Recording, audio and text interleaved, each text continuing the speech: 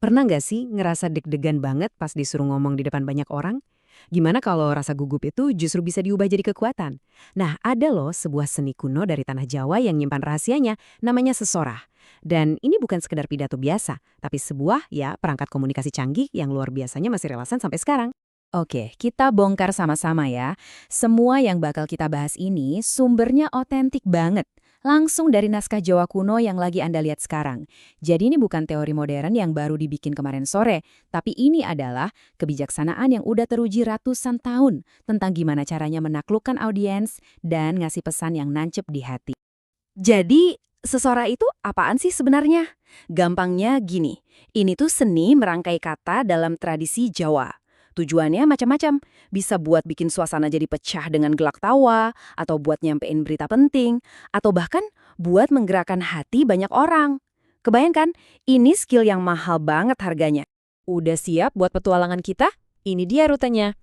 Pertama, kita bakal bongkar dulu apa itu seni sesorah, terus kita dalemin 5 metode intinya, dan yang paling penting, di akhir nanti kita bakal coba cari tahu mana nih yang bisa jadi senjata andalan Anda buat berkomunikasi. Coba deh fokus sama angka ini. 5. Ternyata seluruh kebijaksanaan Soriwara itu berdiri di atas 5 pilar metode.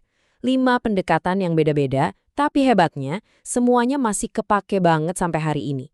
Dan masing-masing itu punya kekuatan uniknya sendiri. Dan ini dia nih, kelima metodenya dalam bahasa aslinya. Ada impromptu yang serba spontan. Terus, ngapalake alias hafalan penuh.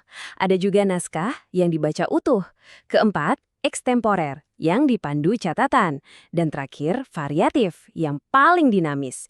Yuk, kita kupas tuntas satu-satu. Oke, kita mulai dari yang paling menantang. Dua metode pertama ini tuh benar-benar ngandelin kekuatan pikiran sama ingatan kita. Nggak ada contekan sama sekali, nggak ada jaring pengaman. Semuanya murni dari kepala. Siap? Yang pertama, impromptu atau dadakan. Saya yakin Anda pasti pernah ngalamin ini. Lagi enak-enak makan di acara ulang tahun teman, tiba-tiba ditodong, kasih sambutan dong. Nah, itu dia impromptu. Tipsnya, coba tarik nafas dulu, kasih jeda, terus pakai struktur simpel aja. Sapa, kasih satu poin inti, terus tutup. Itu udah efektif banget loh. Nah, berikutnya adalah ngapalake atau hafalan. Ini kebalikannya banget. Persiapannya super maksimal. Jadi Anda tulis dulu naskah lengkap, terus dihafal mati sampai di luar kepala. Tantangan terbesarnya, bikin penyampaiannya tetap terdengar alami, bukan kayak robot yang lagi baca teks. Kuncinya itu jangan cuma hafal katanya, tapi hafal juga emosi di baliknya. Jadi, bisa kita lihat ya, dua-duanya ini benar-benar adu mental. Impromptu itu soal kecepatan mikir dan nyali gede, tapi resikonya bisa salah ngomong. Sementara ngapalake, ini soal presisi dan disiplin tinggi, tapi resikonya bisa kedengeran kaku. Keduanya butuh jenis latihan yang beda banget. Gimana? Merasa dua metode tadi agak ekstrim? Tenang. Sekarang kita pindah ke dua metode berikutnya yang lebih aman. Kenapa? Karena kita bakal pakai teks sebagai jangkar buat ngejaga alur dan akurasi pesan yang mau kita sampaikan. Nah, ini dia metode naskah. Udah jelas dari namanya ya. Anda nulis naskah utuh lalu membacakannya. Coba bayangin deh pidato kenegaraan atau pembaca berita di TV. Tujuannya itu satu, presisi 100%. Setiap kata itu penting dan sama sekali nggak boleh meleset. Oke, sekarang kita masuk ke metode yang mungkin paling populer dan paling serbaguna, ekstemporer. Di sini Anda nggak baca naskah penuh, tapi cuma pakai poin-poin kunci sebagai pemandu. Bisa dibilang ini cara terbaik buat dapat, yang terbaik dari dua dunia. Strukturnya tetap jelas, tapi penyampaiannya terasa lebih hidup dan spontan. Nah, ini yang keren banget. Frasa kunci dari naskah aslinya itu begini, nganggo catatan utawa poin-poin wigati. Artinya, menggunakan catatan atau poin-poin penting. Inilah jantung dari metode ekstemporer. Catatan ini ngasih Anda kebebasan buat natap audiens, buat berinteraksi, mirip banget sama gaya presentasi di acara-acara TED Talk yang sering kita tonton. Jadi perbedaannya kelihatan jelas banget kan? Metode naskah itu nawarin kontrol dan keamanan total, tapi risikonya Anda jadi terpaku sama teks dan lupa sama audiens. Sebaliknya, ekstemporer ngasih Anda fleksibilitas buat bangun koneksi yang beneran nyata sama penonton, sambil tetap ada di jalur yang benar. Kita udah lewatin 4 gerbang. Tapi gerbang kelima ini, wah, ini yang paling menarik.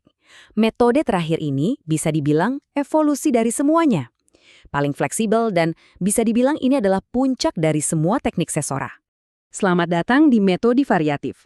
Metode ini tuh rasanya kayak melompati zaman.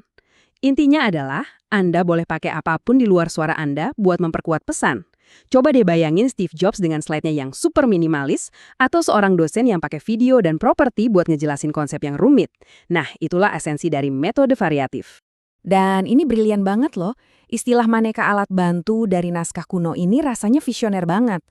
Dulu mungkin artinya ya properti fisik. Tapi hari ini, itu bisa berarti slide presentasi kayak gini, polling interaktif di HP, atau bahkan pakai musik.